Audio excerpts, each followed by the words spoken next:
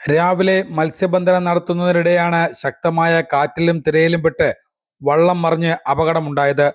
അപകടത്തിൽ മുണ്ടയ്ക്കൽ സ്വദേശി റോയ്സനെ ആണ് കാണാതായത്. പള്ളിത്തോട്ടം സ്വദേശിയും വള്ളത്തിന്റെ ഉടമയുമായ സിറിലിനെ രക്ഷപ്പെടുത്തി. നീണ്ടകരയിൽ നിന്നും കോസ്റ്റൽ പോലീസും ഫയർഫോഴ്സും കടലിൽ തെരച്ചിൽ നടത്തിയെങ്കിലും കാണാതായ റോയ്സനെ ഇതുവരെയും കണ്ടെത്താൻ കഴിഞ്ഞിട്ടില്ല.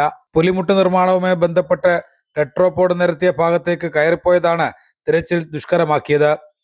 കള്ളക്കടൽ പ്രതിഭാസത്തിന്റെ ഭാഗമായി ജില്ലയിൽ ആലപ്പാട് മുതൽ ഇടവ വരെയുള്ള തീരദേശ മേഖലയിൽ ഉയർന്ന തിരമാലകളും കടലാക്രമണവും ഉണ്ടായേക്കാമെന്ന് ജില്ലാ കളക്ടർ മുന്നറിയിപ്പ് നൽകിയിരുന്നു. ജൂലൈ 29 രാത്രി 11:30 വരെ തിരമാലകൾ 1.3 മീറ്റർ ഉയരുമെന്നും കടലാക്രമണത്തിന് സാധ്യതയുണ്ടെന്നും ദേശീയ സമുദ്ര സ്ഥിതി പഠന ഗവേഷണ കേന്ദ്രവും അറിയിച്ചിരുന്നു.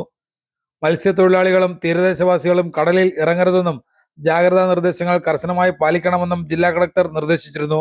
മുന്നറിയിപ്പ് പിൻവലിക്കുന്നതുവരെ ബീച്ചുകൾ, വിനോദസഞ്ചാര മേഖലകൾ ഉൾപ്പെടെയുള്ള എല്ലായിടത്തെയും പ്രവർത്തനങ്ങളും പൂർണ്ണമായി നിർത്തണമെന്നുമുള്ള ജാഗ്രതാ നിർദ്ദേശങ്ങൾ നൽകിയിട്ടുണ്ട്.